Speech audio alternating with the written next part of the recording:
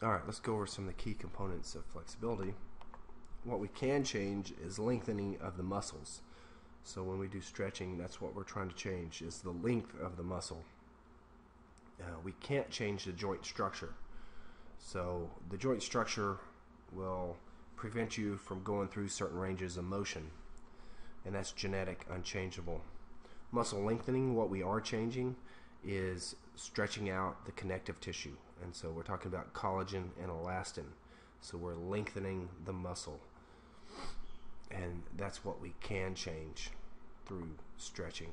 Here's the anatomy of muscle, and it shows all this connective tissue, collagen and elastin, that have bound up and hold all the muscle fibers together and hold the muscle together itself, and that's what we're stretching out. That accounts for the connective tissue within the muscle, accounts for 30% of its mass. Joint structure, like I said before, genetic and unchangeable. We're talking about ligaments binding bone to bone.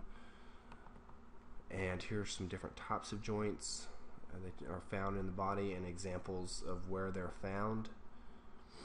And some allow you to be a little bit more flexible. Anytime you get increased flexibility or increased range of motion, that always increases or decreases stability. So hinge joint is inherently more stable than a ball and socket joint. So that's why you get a lot more shoulder injuries. The only reason you get a lot of injuries to knees, even though they are a hinge joint, is because of all the weight that's put on them. Types of stretching, we have static, dynamic, ballistic, and PNF stretching. So static, you're just holding the stretch at the end of the range of motion. So the key word there is holding. Dynamic, if you've ever thrown a kick, that can be considered a dynamic stretch because you moved through the range of motion. The key word there is moving. Ballistic stretching, if you've ever seen somebody get into the splits and they bounce, that's ballistic. And there's a higher rate of injury with ballistic stretching.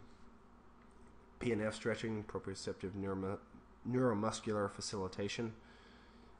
There we're activating the Golgi tendon organ, and it tells the muscle to relax. So if you laid back on your back and had somebody grab your leg and they pushed it until they couldn't push it anymore, or at least where you felt resistance, and then you push back against them, you contract the muscle against them, and they just hold it in that position. You hold it for about 10 seconds. That will stretch the tendon when you contract the muscle and activate the Golgi tendon organ, which will tell the muscle to relax, and then you should go a little further. It's a lot safer than ballistic stretching. Here you can see the Golgi tendon organs found in the tendon. It's a safety mechanism. So if you're trying to lift a really heavy weight and you're about to tear the muscle away from where it's attached, or the tendon away from the bone, it tells the muscle to relax so you don't do that.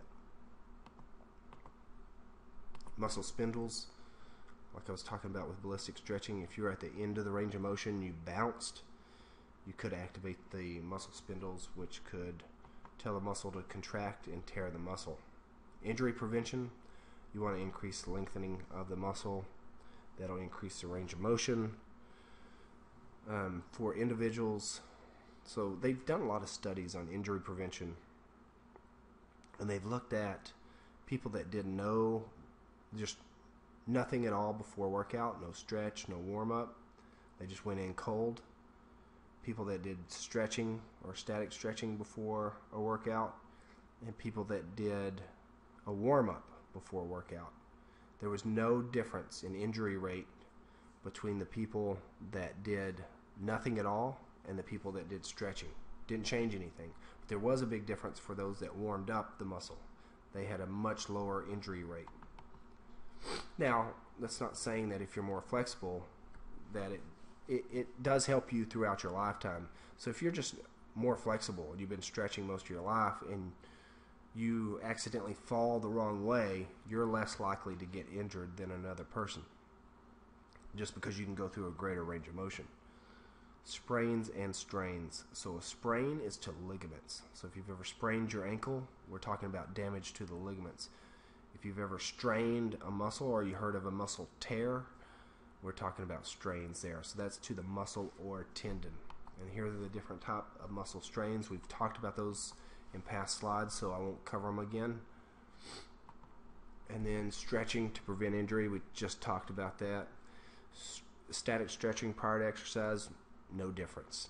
Now you could use dynamic stretching as a warm-up, and it would definitely help you prevent injury because you're getting blood flow to the muscle and you're warming it up.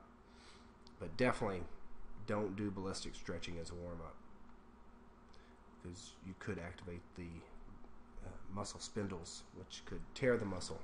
So cool down. It's best to do your stretching at the end of the workout. So you warm up first, you do your main workout, and then at the end of the workout you do your stretching.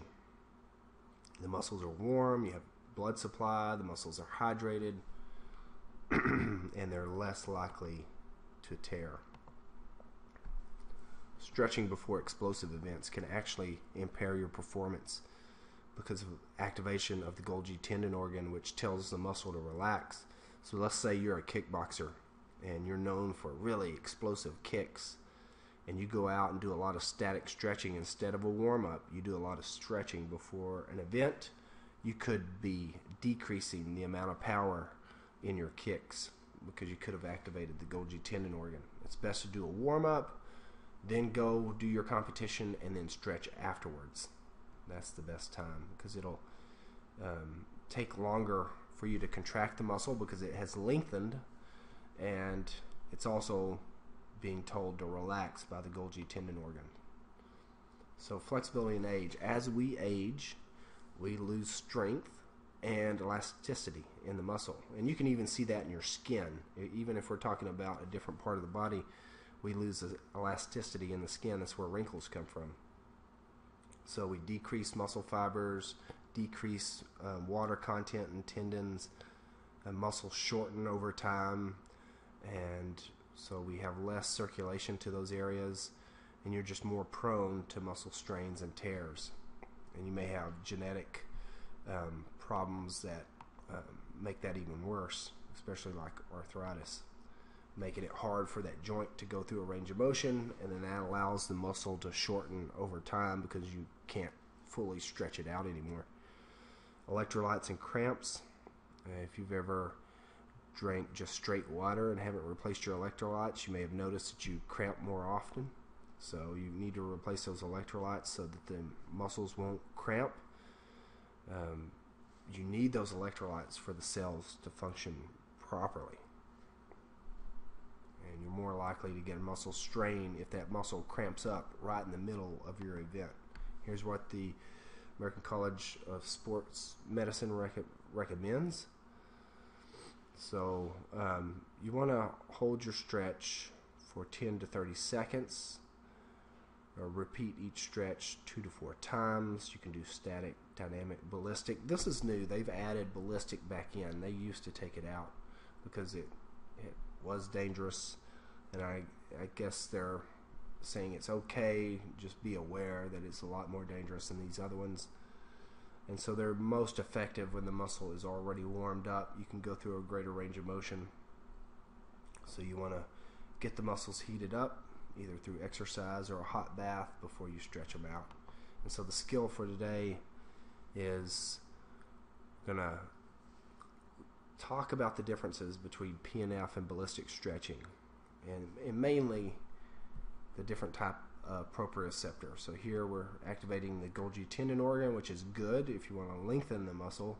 Could be bad for explosive events if you do it before that event. Ballistic stretching is we're going to activate the muscle spindles, or we don't want to, and if we do, it could cause injury.